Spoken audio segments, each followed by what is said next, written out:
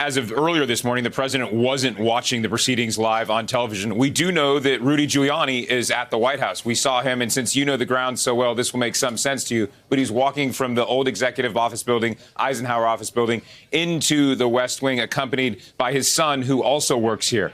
We don't know, and I stress, no one will tell us here whether or not Rudy has a meeting on the schedule with the president of the United States.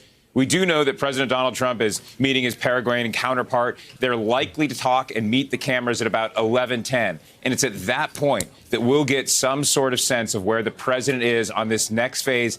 And I think, crucially, we should be able to tell whether or not he spoke with Rudy Giuliani, to what extent the president reads out this idea of whatever Rudy came up with in Ukraine, coming back with. Remember, the president said that Rudy was eager to share his findings. We may see whether or not Rudy Giuliani got to the president, and if he is still the president's personal attorney. Nicole? So many echoes of fascinating history when you talk about two generations of Giulianis walking from the OEOB to the building that houses the West Wing and the residents.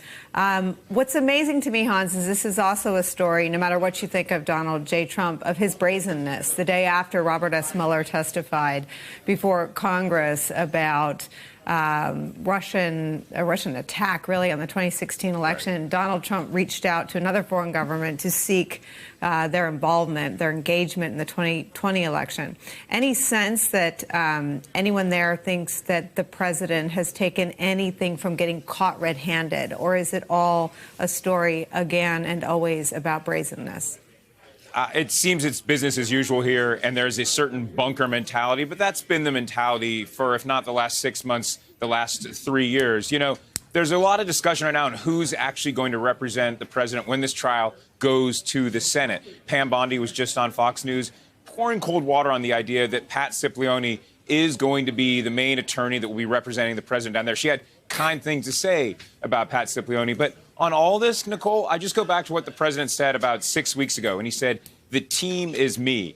And regardless who's actually there in the Senate and the well of the Senate representing the president's still going to be his own attorney, his own defender, and he'll do it whether it's on Twitter or whether or not he's standing next to a foreign leader. We are going to see what the president's latest reaction is here in just a little bit.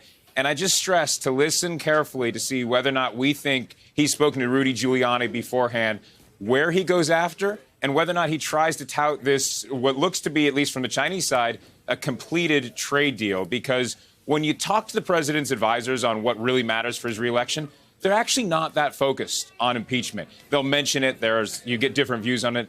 They're very focused on the state of the economy and the extent to which the USMCA, the trade deal with Canada and Mexico, as well as the China trade deal, gooses the economy. There's a broad recognition here that that is of crucial importance. Nicole? And if only they could get their boss to focus on the same things. Hans Nichols at the White House for us. Thank you so much. Hey there, I'm Chris Hayes from MSNBC. Thanks for watching MSNBC on YouTube. If you want to keep up to date with the videos we're putting out, you can click subscribe just below me or click over on this list to see lots of other great videos.